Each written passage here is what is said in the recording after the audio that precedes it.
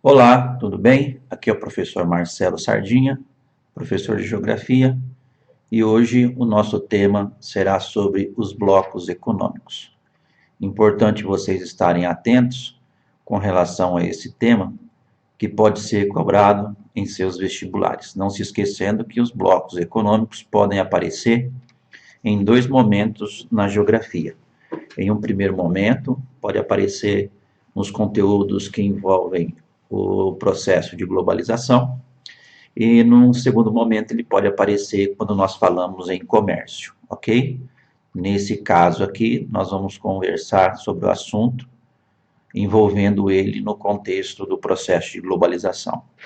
Como você viu anteriormente comigo, o processo de globalização é o processo de mundialização da economia, dos costumes, e esse está intimamente ligado ao processo de evolução do sistema capitalista, principalmente a partir das grandes navegações, e acelerado nos últimos anos devido ao aumento da pesquisa, ciência e tecnologia, principalmente com relação aos meios de transportes e também às redes de informação. Então é importante que você entenda que no final do século XX, com o fim da Guerra Fria, os blocos econômicos passam a existir num número e uma quantidade maior do que até então existia a nível de mundo, ok? Nós vamos falar um pouquinho então que os blocos econômicos não são iguais na sua essência, eles são diferenciados por características específicas do ponto de vista econômico e segundo os interesses de cada uma das nações pertencentes. Então, quando nós pensamos nos blocos econômicos, eles podem ser de quatro tipos. Primeiro, uma zona de livre comércio, que seria nada mais, nada menos do que a livre circulação de produtos com a queda das taxas alfandegárias. Tá?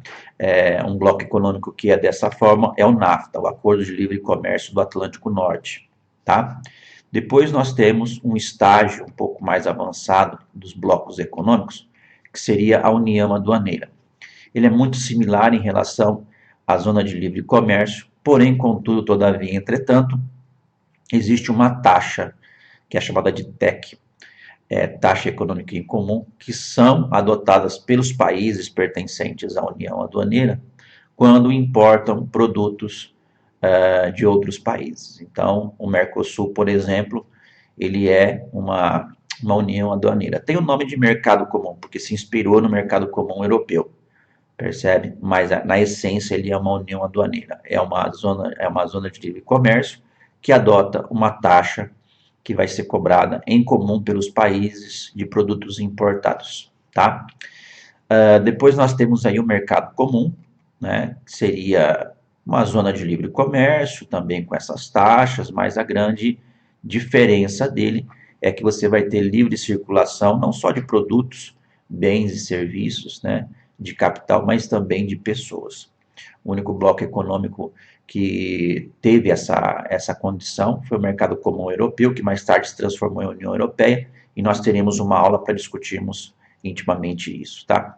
Outro tipo de bloco econômico que você tem que ficar atento aqui seria a união monetária, tá? Então, o estágio seguinte, né, do mercado comum, depois da livre circulação de pessoas, capitais e serviços, é, na sua essência, uma moeda única. Então, o único bloco econômico no mundo que adotou esse tipo de postura com relação aos blocos econômicos é a União Europeia, tá? A gente vai discutir numa aula específica, tá? Aqui eu tenho um mapa que mostra para você, então, os principais blocos econômicos a nível de mundo, tá? Comecemos na América, pelo NAFTA, México, Estados Unidos e Canadá. O Mercosul, que nós vamos ver daqui a pouquinho. Temos o CARICOM, que é o bloco econômico dos países do Caribe aqui. Temos a Comunidade Andina, né? E temos aí, entre outros blocos, o CAFTA, né? Que é um bloco econômico dos países aqui do Caribe, junto com a República Dominicana, mais os Estados Unidos, tá bom? Temos o SADC, a União Europeia, a Comunidade dos Estados Independentes aqui, né? Temos o Ásia, né? Aqui na regiãozinha, e temos também a APEC, não sei se a APEC aparece aqui, mas é importante entender ela, né? E temos também aí o Acordo do Pacífico e o Acordo Transpacífico, que nós vamos discutir daqui a pouco, ok? Então, alguns dos blocos vale a pena nós sabemos identificar geograficamente, porque isso pode ser cobrado de você, o posicionamento geográfico desses blocos. Comecemos então com o NAFTA.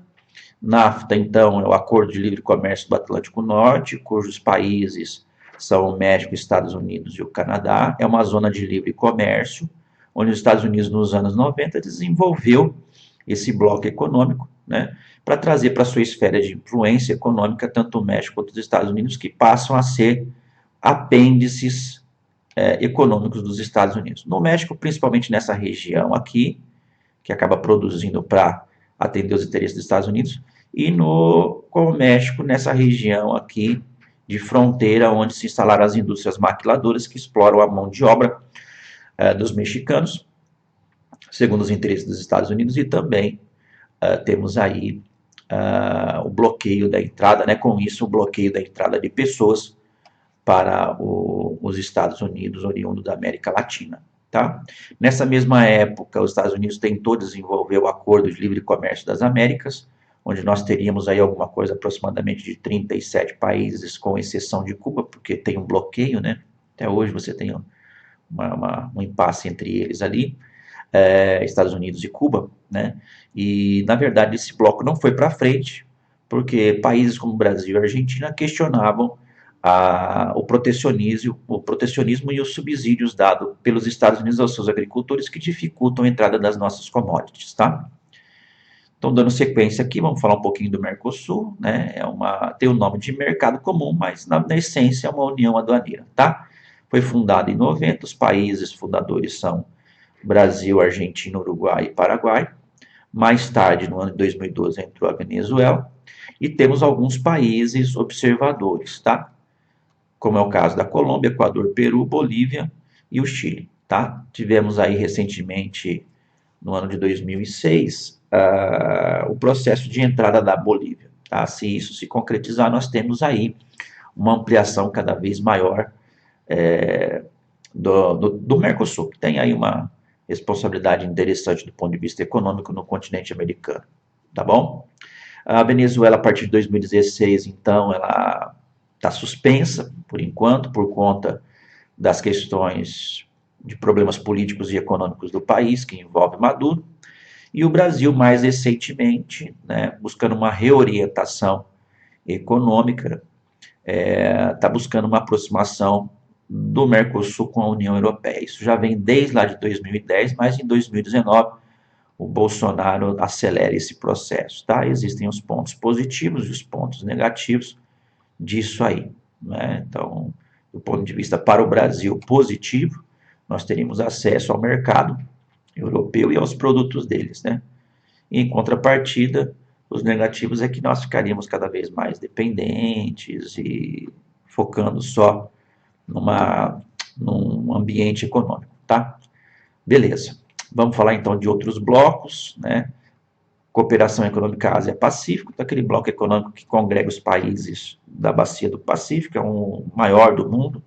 Temos aí uma movimentação de alguma coisa em torno de 13 trilhões de dólares, né? É uma zona de livre comércio que promete muito aí, perdão, são 18 trilhões, tá?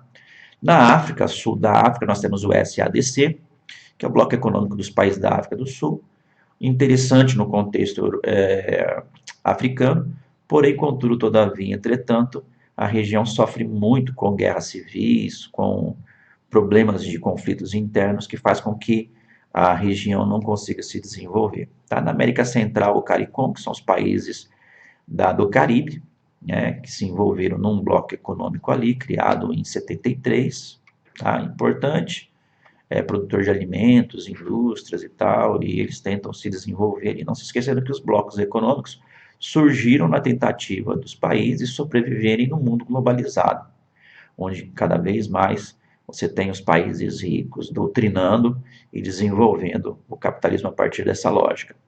Mercado Comum Centro-Americano é o MCCCA, então o bloco econômico dos países da porção istmica, né, com destaque para o Panamá, que é uma região importante ali de travessia entre o Oceano Atlântico e o Oceano Pacífico, tá? Que está o símbolo, respectivamente, de cada um deles. para vocês entenderem.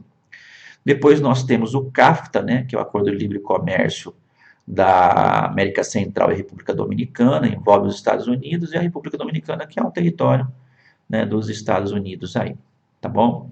E tentam fazer com que esse bloco econômico tenha os mesmos aspectos que o NAFTA.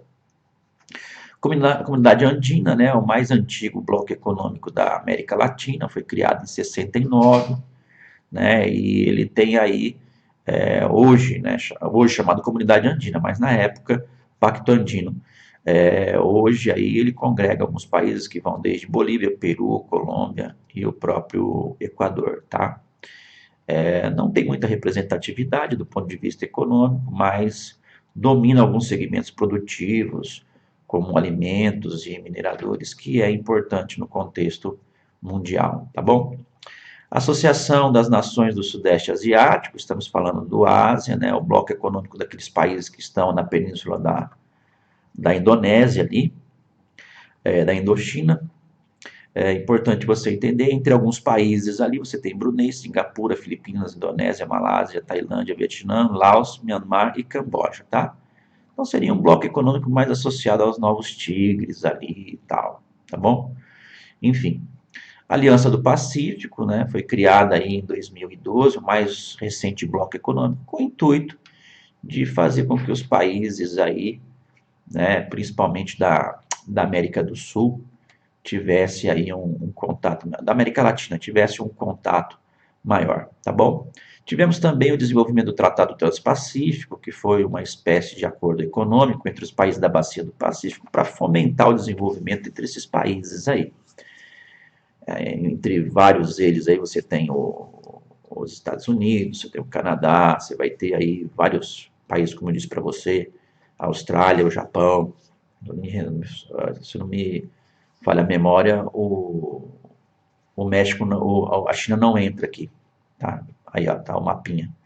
Mais recentemente, os Estados Unidos pulou fora desse acordo aí, tá? E os países que ficaram demonstraram interesse de manter esse acordo econômico, bloco econômico, com um novo nome, tá?